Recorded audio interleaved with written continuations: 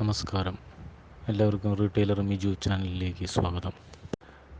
Last വീഡിയോയിൽ ഒരു retail super market അല്ലെങ്കിൽ ഹൈപ്പർ മാർക്കറ്റ് തുടങ്ങുമ്പോൾ ശ്രദ്ധിക്കേണ്ടതായിട്ട് കാര്യങ്ങൾ 8ആയിട്ട് ഡിവൈഡ് ചെയ്ത് പറഞ്ഞിട്ടുണ്ടായിരുന്നു.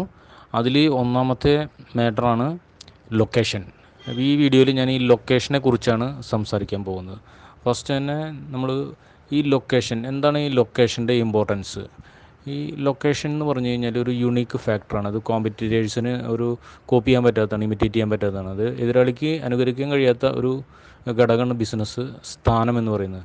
അപ്പോൾ അതിന് ശക്തമായൊരു മത്സര നേട്ടം ഉണ്ടാക്കാൻ കഴിയും ഈ ഒരു നല്ലൊരു സ്ഥാനമാണെങ്കിൽ, നല്ലൊരു ലൊക്കേഷൻ ആണെങ്കിൽ. അതാണ് അതിൻ്റെ ഇമ്പോർട്ടൻസ്. അപ്പോൾ ഇതിലെന്ന് വെച്ചാൽ ഒരു ലൊക്കേഷൻ സെലക്ട് ചെയ്യുന്ന ഒരു ലോങ് ടേം ഡിസിഷനാണ്. അതിലൊരു ക്യാപിറ്റൽ, നല്ലൊരു ലൊക്കേഷൻ ആണെങ്കിൽ ക്യാപിറ്റൽ ഇൻവെസ്റ്റ്മെൻ്റ് ഉണ്ട്. അത് മറ്റൊരു ഇമ്പോർട്ടൻസ് എന്ന് പറഞ്ഞാൽ കസ്റ്റമേഴ്സിനെ ഔട്ട്ലെറ്റിലേക്ക് അട്രാക്റ്റ് ചെയ്യാൻ, ആകർഷിക്കാൻ പറ്റിയത് ഒരു ഘടകമാണ്, ഫാക്ടറാണത്.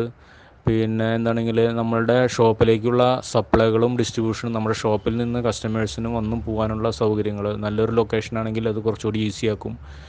പിന്നെ ഒരു നല്ലൊരു ലൊക്കേഷൻ തന്നെ, ഒരു ലൊക്കേഷൻ കസ്റ്റമേഴ്സിൻ്റെ ബൈയിങ് ഹാബിറ്റ് ഡിസൈഡ് ചെയ്യുന്നൊരു ഫാക്ടറാണ്. ഇതൊക്കെയാണ് നമ്മളൊരു ലൊക്കേഷൻ്റെ ഇമ്പോർട്ടൻസ് എന്ന് പറഞ്ഞു കഴിഞ്ഞാൽ. ഈ ലൊക്കേഷൻസിന് തന്നെ നമുക്ക് പല തരമായിട്ട് തിരിക്കാൻ പറ്റും. ലൊക്കേഷൻസ് ഫസ്റ്റായിട്ട് നമുക്കൊരു ഒറ്റപ്പെട്ട് കിടക്കുന്ന സോളിറ്ററി സൈറ്റ്സ് എന്ന് പറയും. അതായത് മറ്റുള്ള സ്ഥാപനങ്ങളിൽ നിന്ന് വേറിട്ട് കുറച്ച് ഏരിയകളിൽ മാറി നിൽക്കുന്ന ഒരു ബിസിനസ് ലൊക്കേഷൻ. അപ്പോൾ ഇതിൻ്റെ പ്രത്യേകത എന്താണെങ്കിൽ, ഇതിൻ്റെ അഡ്വാൻറ്റേജസ് എന്താണെങ്കിൽ ഇതിൻ്റെ ഒക്യുപ്പൻസി കോസ്റ്റൊക്കെ കുറവായിരിക്കും, കോമ്പറ്റീറ്റേഴ്സിൽ നിന്ന് വളരെ അകലായിരിക്കും. ഇതിൻ്റെ ഡിസ്അഡ്വാൻറ്റേജ് എന്ന് പറയുന്നത് എന്താണെങ്കിൽ കാൽനട യാത്രക്കാർ ഒന്നും അധികം ഉണ്ടാവില്ല, പിന്നെ വിസിബിലിറ്റി ഇത്തിരി കുറവായിരിക്കും. ഇതൊക്കെ ആയിരിക്കും ഇതിൻ്റെ ഡിസഡ്വാൻറ്റേജ് എന്ന് പറയുന്നത്. പിന്നെ നമുക്ക് പറയുന്നത് ഒരു അൺപ്ലാൻഡ് ആയിട്ടുള്ള അല്ലെങ്കിൽ ട്രഡീഷണലായിട്ട് ഇങ്ങനെ എല്ലാവരും വന്നു പോകുന്ന മാർക്കറ്റ് പ്ലേസുകൾ, അങ്ങനെ ഒരു ഷോപ്പിംഗ് ഏരിയ അൺപ്ലാൻഡ് ആയിട്ടുള്ളത്. അതിൽ മെയിനായിട്ട് നമ്മൾ സിറ്റികളിൽ ബസ് സ്റ്റാൻഡ് കേന്ദ്രീകരിച്ച് അല്ലെങ്കിൽ മാർക്കറ്റ് കേന്ദ്രീകരിച്ച് മെല്ലെ മെല്ലെ ഡെവലപ്പായിട്ടുള്ള ഷോപ്പിംഗ് ഏരിയ ആണ്.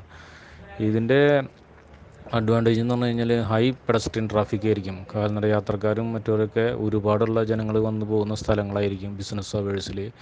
അതുപോലെ വീട്ടുകാരും റെസിഡൻറ്റ് ട്രാഫിക്കും ട്രാൻസ്പോർട്ടൊക്കെ അടുത്തായിരിക്കും, ഇങ്ങനെയുള്ള മാർക്കറ്റുകൾക്ക് അടുത്തായിരിക്കും. അപ്പോൾ ഒരുപാട് ജനം വന്നു പോകുന്നൊരു സ്ഥലമായിരിക്കും ഇത്.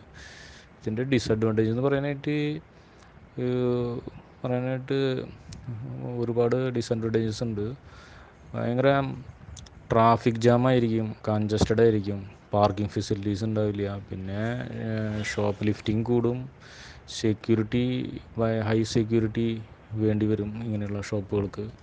അതൊക്കെയാണ്. പിന്നെയുള്ളത് നമുക്ക് വരുന്നത് പ്ലാൻഡ് ഷോപ്പിംഗ് ഏരിയയാണ്. നമ്മളൊരു ലൊക്കേഷൻ ഡിസൈഡ് ചെയ്തു, അവിടെ ഒരു ഷോപ്പിംഗ് മാള് വന്നു, അല്ലെങ്കിൽ വേറെ എന്തെങ്കിലും വലിയ തരത്തിലുള്ള കുറച്ച് ബിൽഡിങ്ങുകൾ വന്നു, അതിൻ്റെ ഉള്ളിൽ പ്ലാൻഡായിട്ട് നല്ല ഡെവലപ്മെൻറ്റോട് കൂടി നല്ല ഫെസിലിറ്റി, നല്ല ഫീച്ചേഴ്സൊക്കെ ഉള്ളൊരു സ്ഥാപനം വന്നു.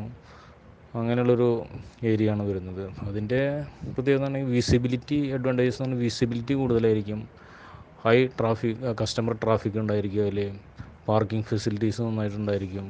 പിന്നെ അതുപോലെ തന്നെ ഒരു ഡിസഡ്വാൻറ്റേജ് എന്ന് പറഞ്ഞാൽ തന്നെ സെക്യൂരിറ്റി കൂടുതൽ വേണ്ടി വരും, ഒക്യുപ്പൻസി കോസ്റ്റ് ഭയങ്കരമായിരിക്കും, ഓപ്പറേഷണൽ എക്സ്പെൻസ് കൂടുതലായിരിക്കും.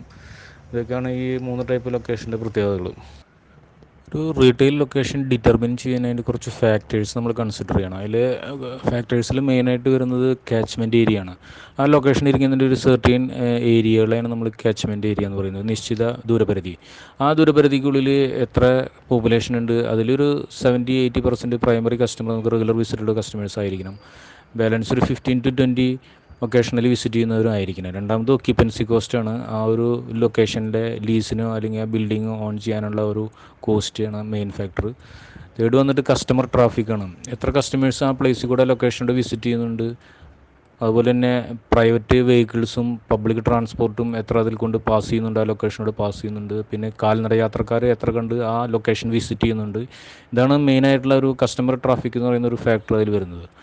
പിന്നെ നമുക്ക് വരുന്നത് ലൊക്കേഷൻ കൺവീനിയൻസ് ആണ്. അതിൻ്റെ ഒരു പ്രോക്സിമിറ്റി, റെസിഡൻഷ്യൽ ഏരിയയിലേക്കുള്ളത് ഫ്ലാറ്റുകളും അതുപോലെ വീട് സമുച്ചയങ്ങളുടെ എത്ര അടുത്ത് കണ്ടാണ് ഈ ലൊക്കേഷൻ ഇരിക്കുന്നത്, അതുപോലെ തന്നെ public transport, railway station, private bus stand, ഇങ്ങനെയുള്ളതിൻ്റെയൊക്കെ ഏറ്റവും അടുത്താണോ ഇത് സ്ഥിതി ചെയ്യുന്നത്, എത്ര ദൂരം കണ്ടാണ് ഇത് സ്ഥിതി ചെയ്യുന്നത്. അതൊക്കെയാണ് ഇതിൻ്റെ മെയിനായിട്ടുള്ള ഫാക്ടേഴ്സ് ഒരു ലൊക്കേഷൻ ഡിസൈഡ് ചെയ്യുമ്പോൾ നമ്മൾ കണക്കിലെടുക്കേണ്ടത്.